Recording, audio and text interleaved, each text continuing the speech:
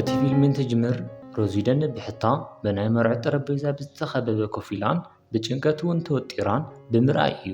ኣብ ቅድሚኣ ኮፍ ምስ ዝበለ ኣሌክስ ዋርቲት ዘለዋ ርክብ ትነግረና ዘላ ድማ ብውሽጣ እንዳሓሰበት እዩ። ካብ 5 ዓመታት ጀሚሮም ይፋለጡ እዮም። ሎሚ ድማ መዓልቲ መርዖኦም እዩ። ካብኡ ድማ እዛ ዕለት እዚኣ ኣብ ህይወታ ሕጉስቲ ዝኾነትላ መዓልቲ ምዃና ብምንጋር ዘረባኣ ትጅምር። ኣብ ዝቕፅል ምርኢትና ድማ ሮዚን ትበክን ፊልምና ናብ ቅድሚ 15 ዓመት ኣብ 18 ዓመት ውልደታ እንትምለስ ንሪኣ።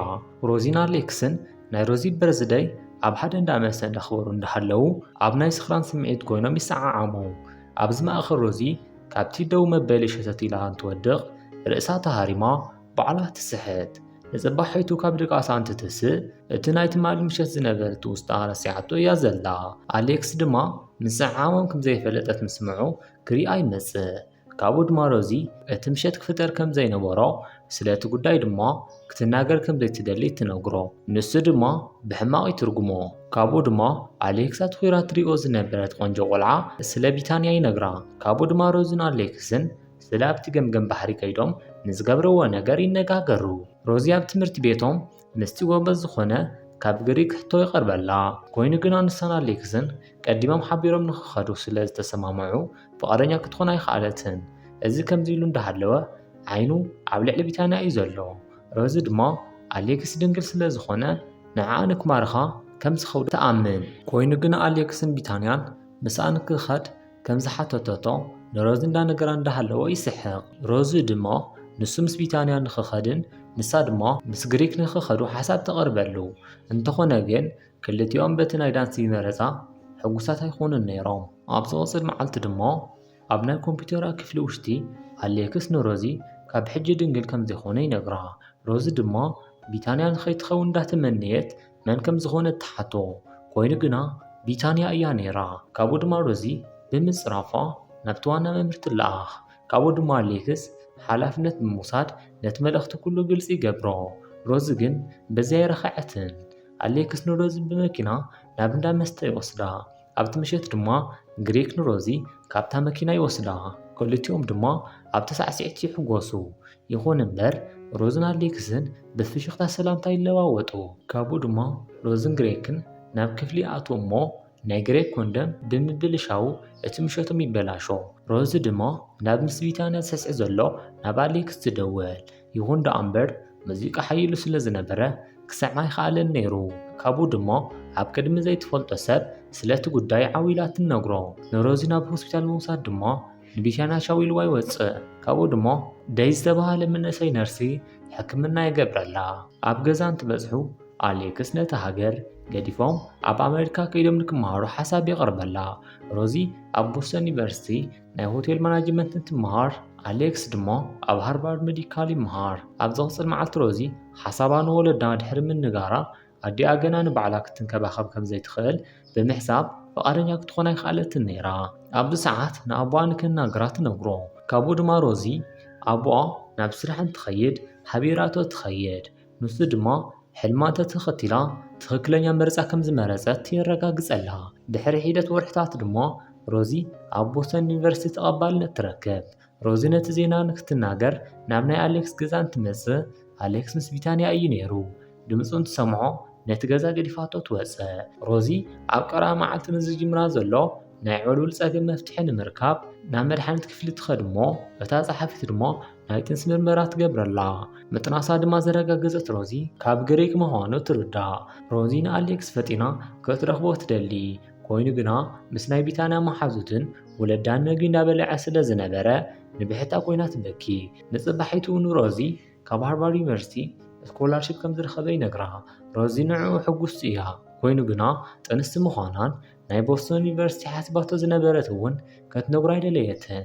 ምክንያቱ እንተደኣ ነጊራቶ ኣሌክስ ንዓኣ ንምንክብኻብ ከም ዝቐሪ ትፈልጥ እያ። ኣብኡ ድማ ከም ዝረኸቡ ነጊራ ንኣሌክስ ናብ ኣውሮፕላን ቦታ ብምኻድ ትስንዮ።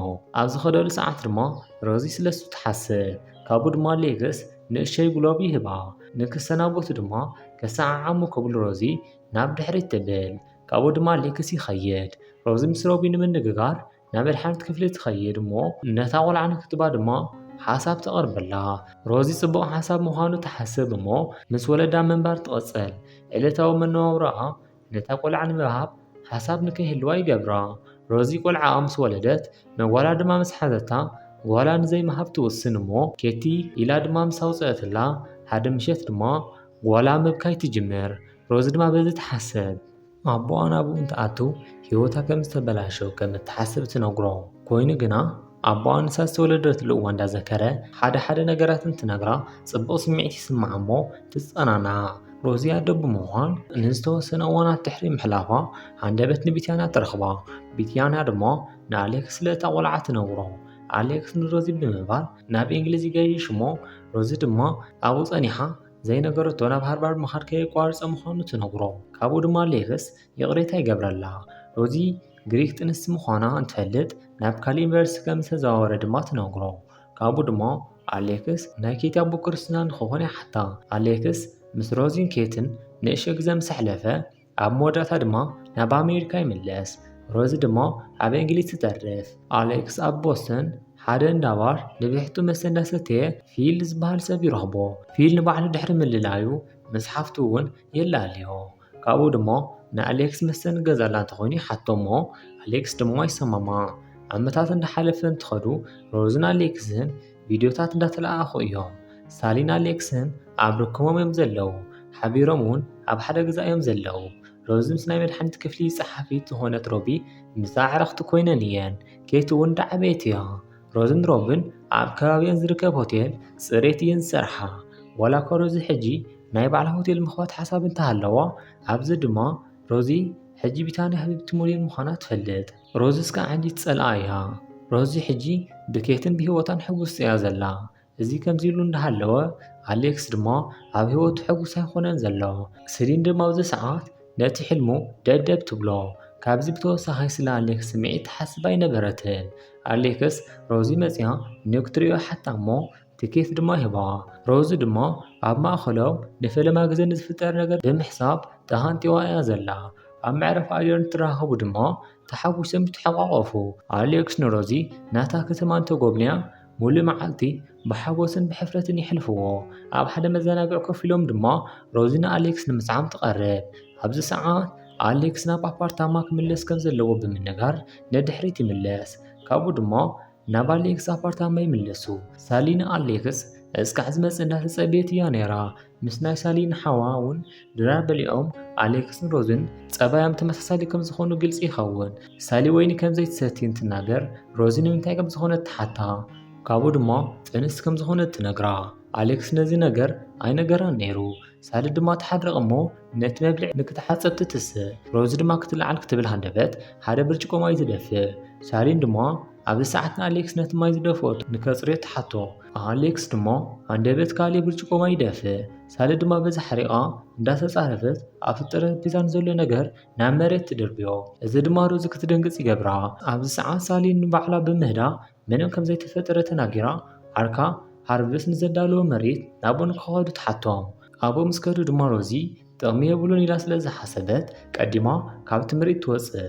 ኣሌክስ ድማ ይኽተላ።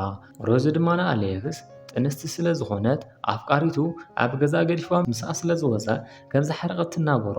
ሮዚ ንኣሌክስ እንዳተዘናግዑ ከም ዝኾኑ ትነግራ። ኮይኑ ግና ሮዚ ናይ ኣሌክስ ሂወቱ ዝተሓዋወሰ ምዃኑ ትነግሮ። እዚ ከምዚ ኢሉ እንዳሃለወ ኣሌክስ ናይ ሮዚ ሂወታ መሕዘኒ ከም ዝኾነን ንሱ ድማ ክሕግዛ ከም ዝሓስብ ይነግራ። ካብኡ ድማ ኣሌክስ ሂወታ ጽቡቕ ከም ዝኾነን ጓላ እውን ክልተ ወለዲ ከም ዝህልዋ ይነግራ። በዚ ድማ ሮዚ ሓሪቓ ገዲፋቶ ትኸይድ። ሮዚ ናይ ጓላ ፎቶ ንግሬክ ትልእኸሉ።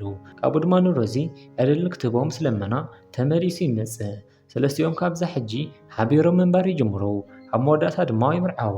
ኣሌክስ ናብቲ መርዓ ተፀዊዑ እዩ። ኮይኑ ግና ይመፀን። ሮዚ ምስ ግሪክ ኣብ ሓደ ገዛ እንትኣቱ ኣሌክስ ይድውለላ ግን ከዓ የልዕለቶ ነይራ።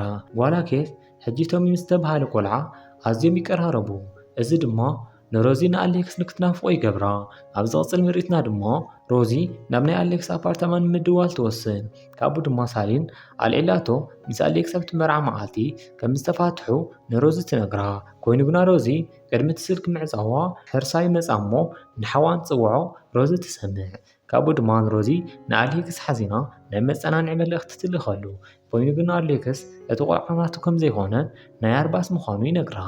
ኣብቲ ሰዓት ኣሌክስ ከይረጋገፀ ኣቦ ንምዃን ተዳልዩ ከም ዝነበረ ይነግርሃ። ካልኦት 5 ዓመታት ድማ ይሓልፉ። ኬቲ ሕጂ ኣብ 10 ዓመታት እንትኾን ሕጂ እውን ምስ ዓርካ ቶሚ ትራኸብ እያ። ሓደ እዋን ንሮዚ ይሕርቕዋ እዮም። ሓደ መዓልቲ ድማ ወለዲ ናይ ሮዚ ንክዘናግዑ ይወፁ። ሮዚ ሕጂ እውን ኣብቲ ሆቴል ጋሻ ተቐባሊት እያ። ሃንደበት ዝተሰኻዐላ ቢታንያ ናብቲ ሆቴል እንትኣቱ ንሮዚ ትረኽባ። ሮዚ ቢታንያ ናብ ቦስተን ከም እትኸይድ ድሕሪ ምስማዓ ሮዚ ንቢታንያ ንክተጎብንያ ሓሳብ ተቐርበላ። ሮዚ ሕጂ ሃንደበት ኣቦኣ ብምዝንጋዕ እንዳሃለወ ከም ዝሞተ ብስልኪ ትሰምዕ እሞ ልባ ትስበር። ኣሌክስ ናብ እንግሊዝ ተመሊሱ ኣብቲ ቀብሪ ስነ ስርዓት ተረኺቡ ንሮዚ የፀናንዓ። ዝሓደቐ ግሪክ ግን ናይ ሮዚ ስምዒት ከይተረድአ ይወስዳ።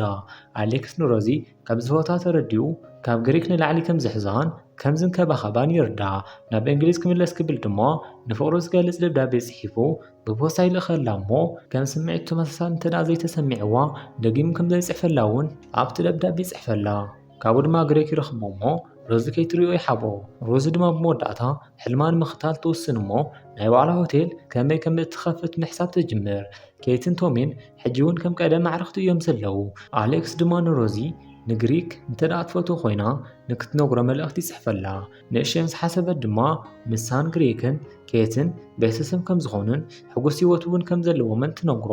ግሪክ ድማ ብዙሕ ዓመታት ናይ ቤት ትምህርቶም ዝነበረ ሳዕስዒት ዝሳዕስዕሉ ሆቴል ካብኡ ብምድዋል ካብ ሓሲብዎ ዝነበረ ሰዓት ንላዕሊ ከም ዝፀንሕ ይነግራ። ሮዚ ናይ ሆቴሎም ዳታቤዝ ድሕሪ ምፅራያ ናይ መርዓ ክፍሊ ከም ዝሓዘ ትፈልጥ። ሮዚን ሮቢን ንምፅራይ ይኽተልኦ። ካብኡ ድማ ምስ ካልእ ሰበይቲ ግሪክ ይረኽብኦ። ሮዚ ድማ ሃሪማቶ ናብ ገዛ ተመሊሳ ኩሉ ናይ ግሪክ ንብረት ምውፃእ እንትጅምር ኣብ ማእኸል ናይ ኣሌክስ ደብዳቤ ትረኽቦ እሞ ፈጢና ድማ ምስ ኣሌክስ ብቪድዮ ንምዕላል ትድውለሉ ኮይኑ ግና ቢታንያ ተልዕሎ። ካብኡ ድማ ኣብ ዝቕፅል ሳምንታት ከም ዝምርዐው ብምንጋር ንክትመጽእ ይዕድምዋ። ሮዚ ድማ ደስ ከይበላ ትቕበሎ።